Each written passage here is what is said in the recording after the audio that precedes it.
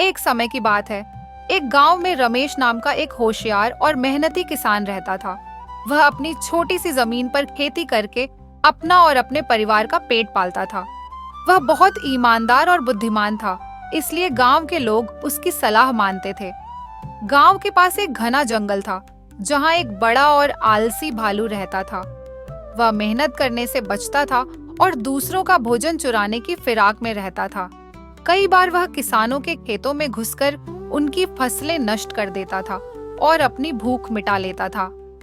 गांव वाले उससे बहुत परेशान थे, लेकिन कोई भी उसका सामना करने की हिम्मत नहीं करता था। एक दिन भालू को एक नया विचार आया।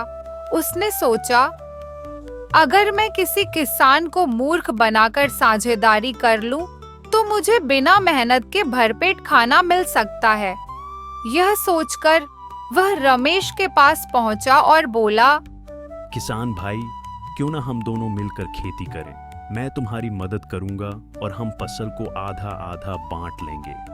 रमेश समझ गया कि भालू आलसी और चालाक है, लेकिन उसने सोचा कि इसे सबक सिखाने का यह अच्छा मौका है। उसने कहा, ठीक है भालू भाई, लेकिन पहले यह तय कर लेते हैं कि फसल का कौन सा हिस्सा किसे मिलेगा। तुम बताओ, तुम्हें ऊपर का हिस्सा चाहिए या नीचे का? भालू ने सोचा कि ऊपर का हिस्सा ही सबसे अच्छा होता है, इसलिए उसने खुशी खुशी कहा, मुझे ऊपर का हिस्सा चाहिए।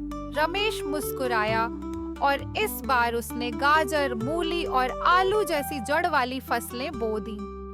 भालू को लगा कि उसने अच्छा सौदा किया है, लेकिन जब फसल तैयार हुई और काटने का समय आया, तो रमेश ने भालू से कहा, देखो, ये रहा तुम्हारा ऊपर का हिस्सा और ये मेरा नीचे का हिस्सा।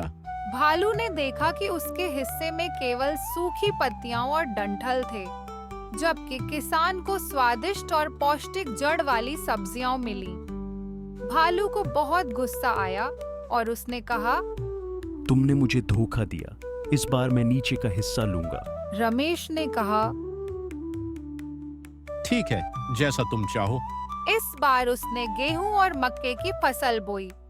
जब फसल तैयार हुई, तो किसान ने भालू को नीचे का हिस्सा दे दिया, मिट्टी में दबी हुई जड़ें और सूखी घास, जबकि खुद उसने गेहूं की बालियां और मक्के के भुट्टे रख लिए। अब भालू को समझ आ गया कि किसान उससे अधिक बुद्धिमान है।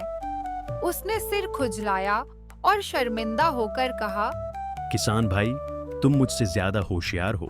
मैं अब तुम्हें परेशान नहीं करूंगा। और वह जंगल की ओर भाग गया।